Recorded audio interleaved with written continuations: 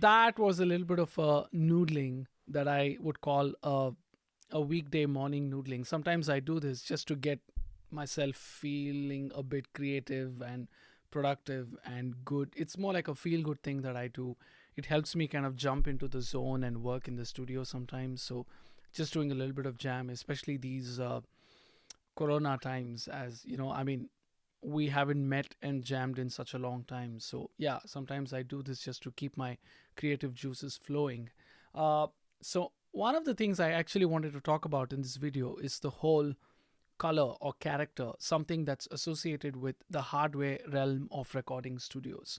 I mean, if you've ever been to a multi-million dollar studio, then you would have definitely unmistakably noticed a huge mixer or a console that you would see made by very big popular brands such as Neve, SSL, API, and so many more brands making these beautiful looking and sounding consoles. Now, they're ridiculously expensive, which is the reason you don't see them in a home studio or a project based studio, because they're super expensive to buy. And I think uh, also it has its own cons as much as it has its pros, meaning a lot of big engineers have moved from an extensively set up hardware uh, sort of a setup that they had for themselves. From there, they've moved into mixing in the box, meaning mixing completely within their computer using plugins. And the advantages are, of course, you can open the session anytime, anywhere, and you'll be able to make changes or tweaks, or you'll be able to access the files again. And you don't have to remember what was the settings that you had used on your hardware when you mixed the track many years ago, and try and take pictures of every knob and try to reset it back there.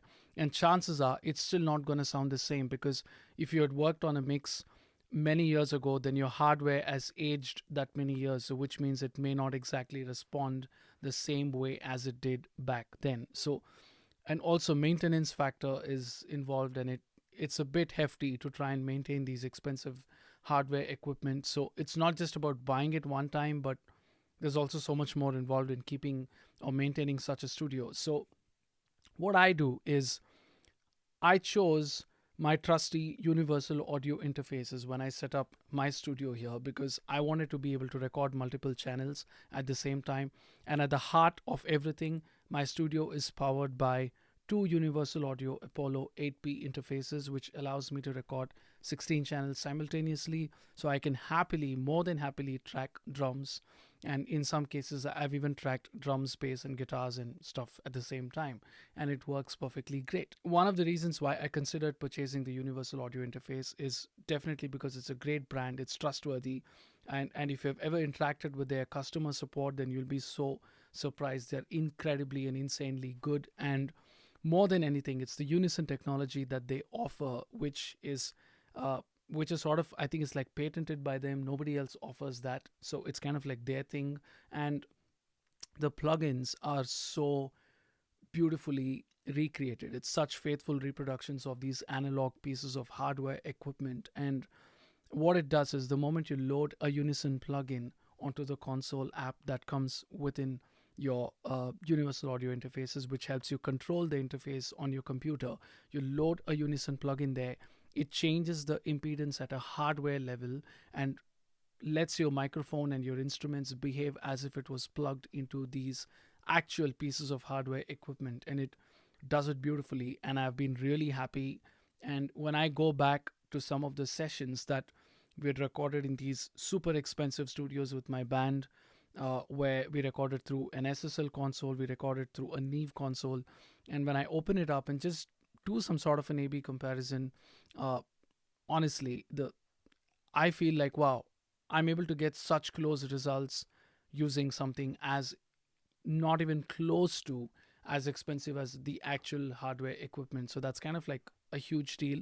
There are beautifully made videos on YouTube by Universal Audio themselves where they compare the hardware versus the software equivalent, and you will be really surprised how close these things get to it. So do check it out, and trust me, even if you're at a home studio level, these things are not so far-fetched when it comes to pricing that you can't afford one of these. You can definitely work and do a little bit of saving and buy these at some point in time. That definitely helps your production value a lot more. So what I'm going to do is, whatever noodling I did this morning and that you just saw in the beginning of this video, I've recorded everything clean without any processing. So I'm going to load in one of the Unison plugins, being a Neve 88 RS console, which is a vintage console known for its Neve character sound. And let's try and see what happens if I try and put that plugin on every channel of my clean recording and process it, and see if it adds that color and character, and if it's something that you desire, that if it's something that you like, because of which you may consider buying some of these pieces of equipment and use the software at a fraction of a cost, and you'll be able to use it across your entire session. So let's dive in anyways, and it's going to be a super quick processing. I'm not going to be spending time like mixing a track. I'm just going to be loading in and quickly moving a few knobs and showing you what it sounds like. So let's dive in and take a look at it. So as I was mentioning, I recorded everything clean without using any Unison technology plugins within the console app. And if I load up the mixer page here, you can see that there are no plugins processing any of these. I've just pulled the volume faders down a little bit and tried to achieve a little bit of a balance so that you can hear how it sounds.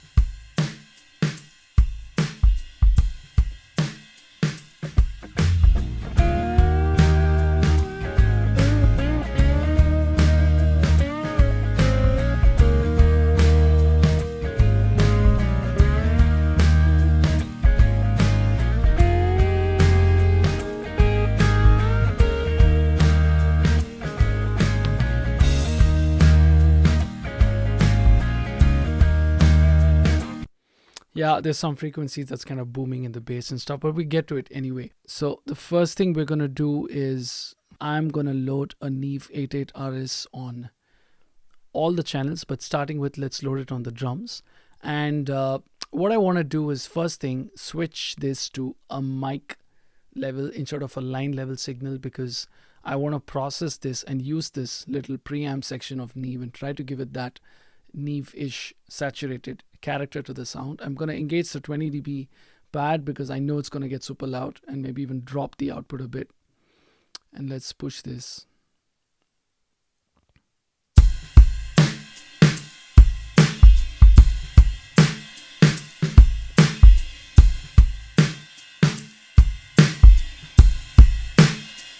You see, it's overloading, but even if it overloads, it has a nice character. You want this to overload to a certain degree.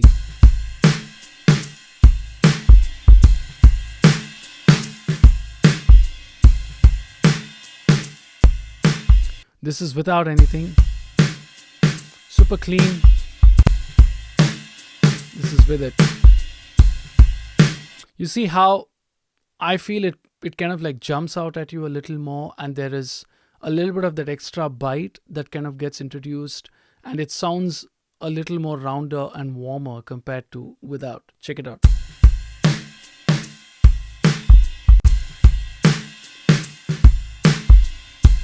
You notice the bass drum kind of gets a little more fuller.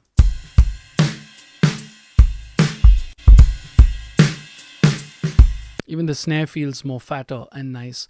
And what I'm going to do next is engage a little bit of low cut or a high pass.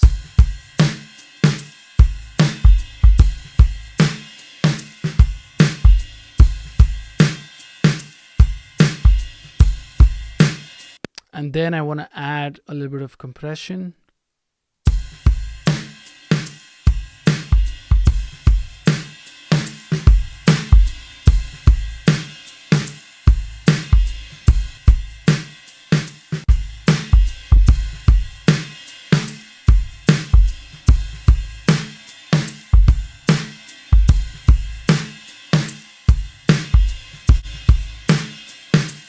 And in the EQ section, I want to just add a little more highs, just to kind of make it a little more present.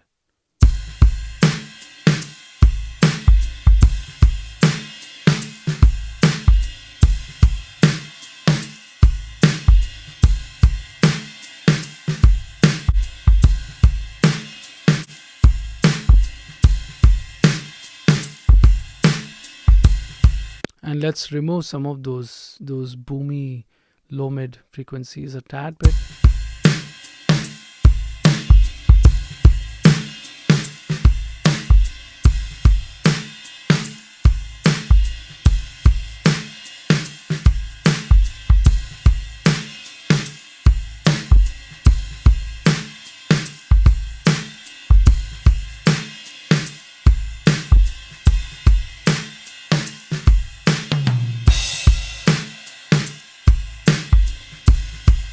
I mean, if I was recording the drums, this is a Logic drummer track, but if I was tracking the drums, then I possibly would have done this sort of a processing into the console and directly recorded it onto my tracks and kind of like printed it this way. So I'm not doing a ton of heavy lifting on this, because a lot of it I would usually prefer going into the individual channels and processing it separately with plugins. But if I'm going to record through the Unison technology, then my channel strip settings might have looked something like this.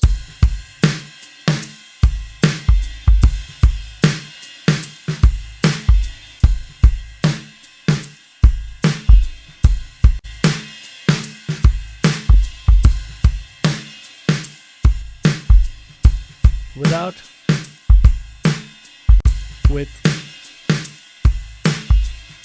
I notice a fairly significant difference, and I don't think it's super subtle, but it's definitely noticeable. And depending on what sort of speaker that you're trying to listen to this, you might be able to notice this or not. If you're listening to it on phone or laptop speakers, then chances are you won't be hearing much difference at all.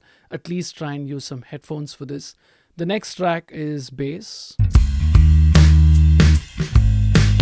Now, when I tracked the bass, I used the Ampeg Svt Classic plugin that UA supplies free along with their hardware. So you get a bundle of software which includes the Ampeg Svt Classic, and I really like this amp. I love the way it sounds, and I've used this on the bass track. That was the default setting pretty much. I didn't change anything there. So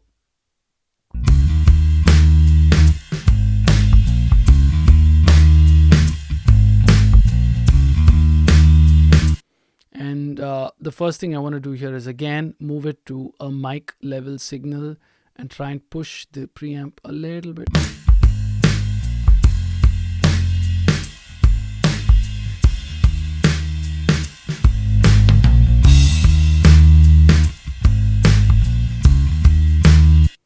You see, just the preamp itself kind of absorbs some of those high mid-ish frequencies. I feel like a little bit of that the clarity of that picking, that fretting noise is kind of going away when I engage this.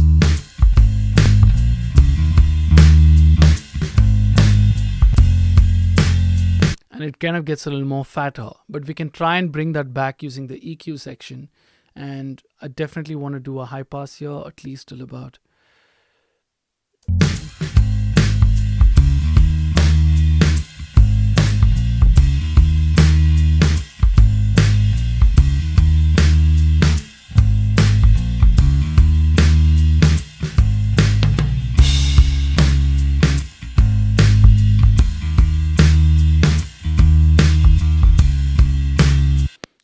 Also want to remove some of those super low mids.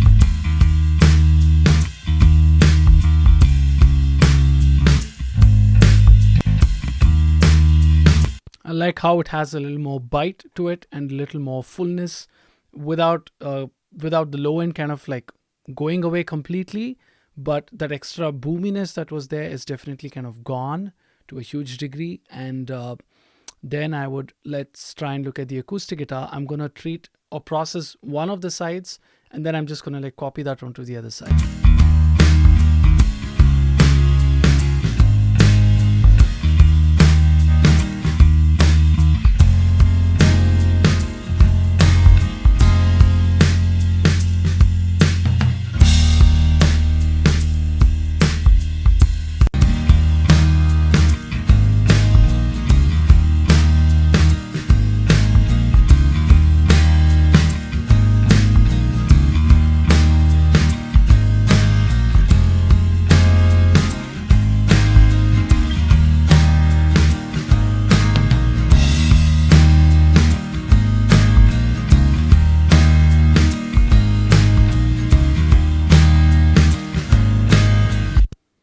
It's kind of good enough.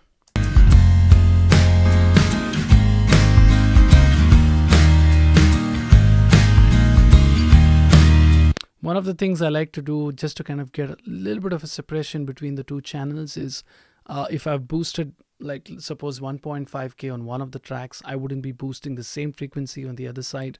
I would probably just try to move it a little bit around.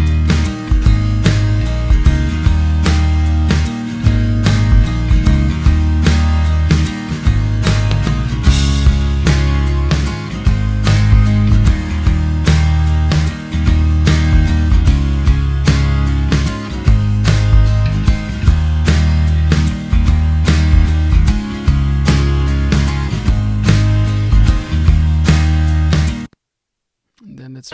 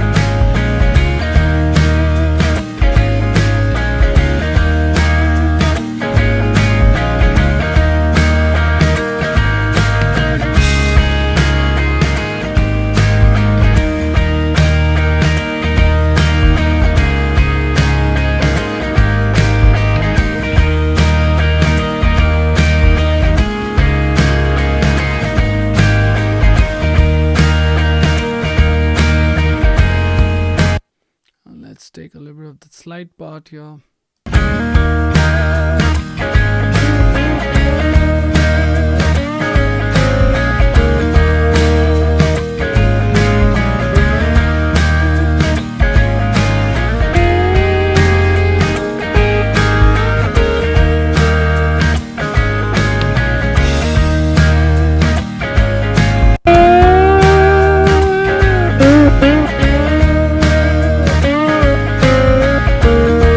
I think I'd like to distort this a bit.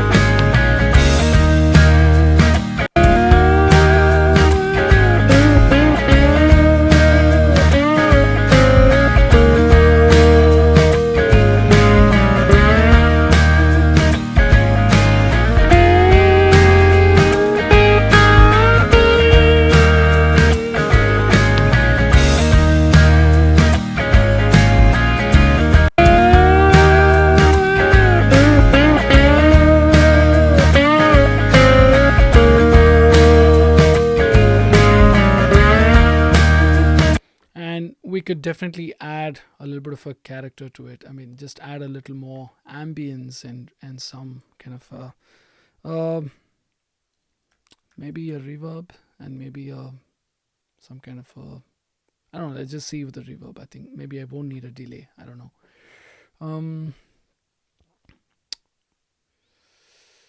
We could use something such as the Galaxy Tape Echo, which kind of has a little bit of a reverb and delay-ish settings in it.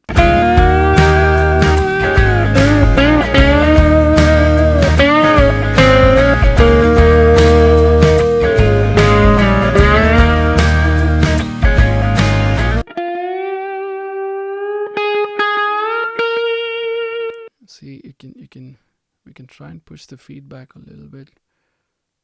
The echo can be slightly panned around a bit, I guess. No, I don't know. Okay.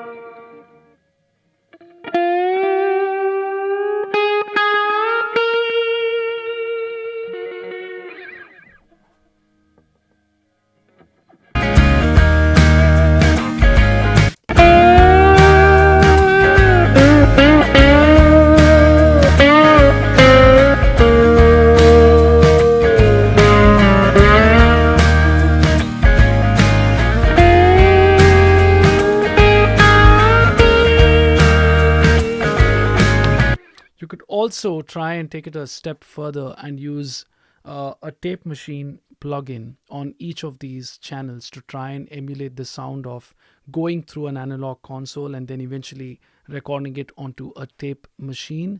One of the things that I tend to do is if I want to do something really quick and not spend too much time, load a tape machine plugin on the master or the stereo bus fader.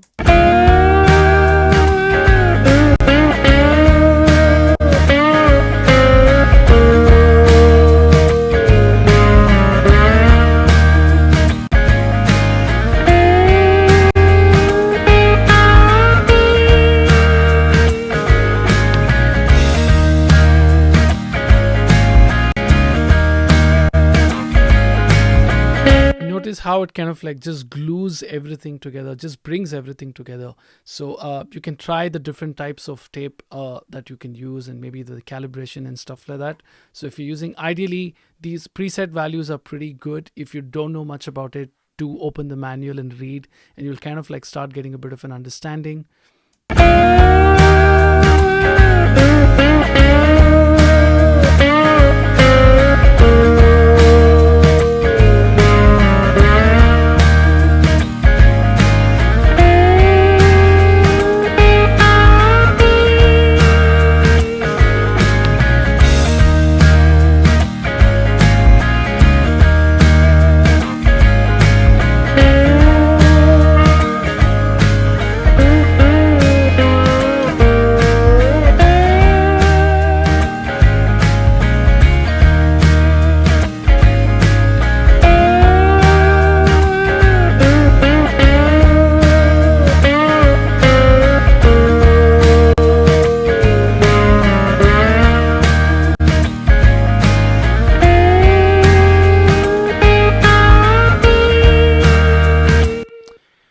That pretty much is a quick way of how I would kind of like process these tracks. And if I was mixing a song, of course, I would be spending way more time than this. But I hope this gives you an understanding of how to achieve a certain analog-ish character in your recordings by using, I'm using the UA plugins because I truly love them, and in no way I'm getting paid or have been asked by UA or anybody from UA to promote their stuff like this. I do this purely because, like I said, at the heart of everything in my studio, it's powered by 2 UA Apollo units, and I love their plugins, and I've been able to get amazing sounding recordings just using these 2 interfaces in my studio. So I definitely recommend these. You can also try and achieve really good results using Slate digital plugins, and those are hardware independent, which means you don't necessarily need their own hardware. You can load them even on an inexpensive sound card that you're using, and you can have Slate digital plugins on your session to process your tracks. But I hope anyway it kind of gives you a good idea, and I hope you enjoyed this. So see you soon in another video episode. Let me know your thoughts and leave them in the comment box below, and do give this video a thumbs up and share it with your friends if you liked it, and do invite your friends to join the channel. It would be a lot more fun if there are more people involved in it. Anyway, I'll see you soon in the next video episode. Have a great week, and do not forget to create, play, and record, and see you soon. Bye.